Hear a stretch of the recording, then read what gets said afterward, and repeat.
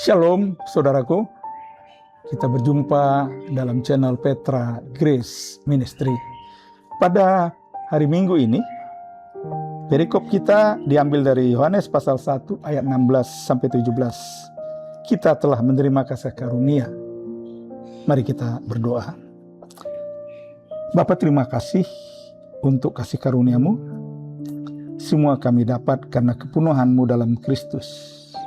Dan biarlah Tuhan, kami boleh dengar-dengaran firman-Mu. Sehingga dengan demikian kami semakin dikuatkan.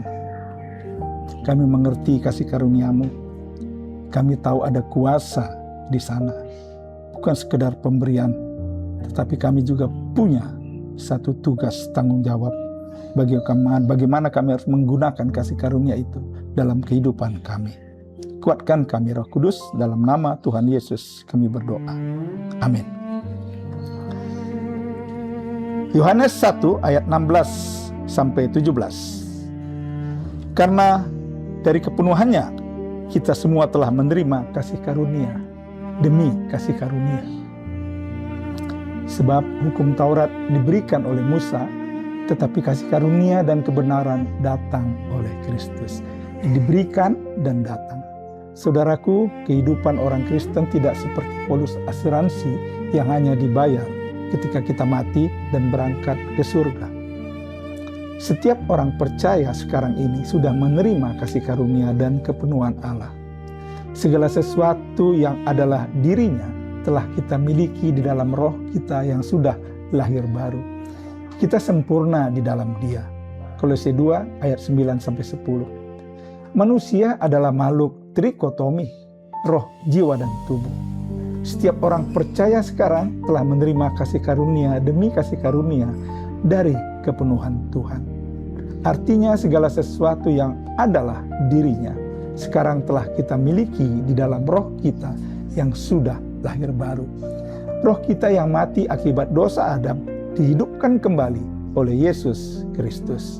Karena saat kita menerima Yesus Kristus sebagai Tuhan dan Juru Selamat kita, langsung diubahkan dalam roh kita menjadi ciptaan baru.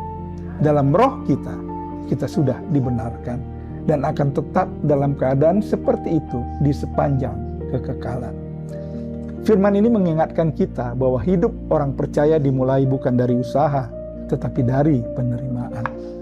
Yohanes tidak berkata kita harus berjuang mendapatkan kasih karunia, melainkan kita telah menerima kasih karunia. Kasih karunia berarti bahwa Allah terlebih dahulu datang kepada kita. Bukan karena kita layak, bukan. Bukan karena kita berhasil memenuhi standar hukum, tidak. Tetapi karena Kristus penuh kasih dan kebenaran.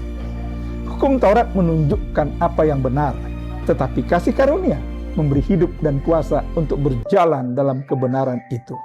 Ini hubungan hukum Taurat dengan kasih karunia secara praktek hidup saudaraku. Seringkali kita memulai hari dengan beban, rasa bersalah, kegagalan kemarin, kekhawatiran hari ini, dan hari esok. Namun firman Tuhan berkata, dari kepenuhan Kristus kita menerima lagi dan lagi kasih karunia demi kasih karunia. Bukan satu kali saja. Setiap pagi selalu baru. Setiap langkah kita selalu baru. Hari ini jangan hidupi imanmu seolah-olah Allah masih menimbang engkau layak atau tidak. Di dalam Kristus kasih karunia sudah diberikan.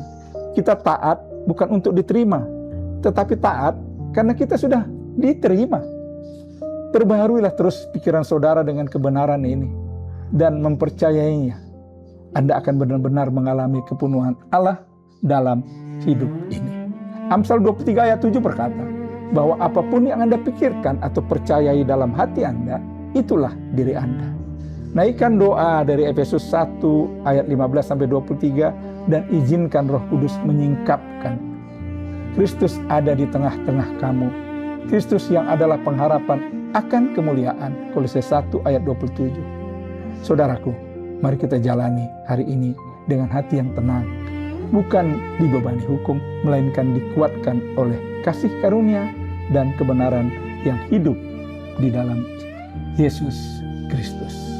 Amin. Kita berdoa. Terima kasih Tuhan untuk kebenaran firman-Mu. Terima kasih Tuhan Yesus untuk karya salib-Mu yang sempurna. Kasih karunia telah kami dapatkan. Kami telah menerima kasih karunia demi kasih karunia. Tolong kami Roh Kudus menjalani hari ini bukan dengan kekuatan sendiri, tetapi dengan hidup yang bersandar pada anugerah-Mu. Dalam nama Tuhan Yesus kami berdoa. Amin. Salam Petra Grace Ministry. Berdiri di atas batu karang, hidup oleh kasih karunia. Tuhan Yesus memberkati.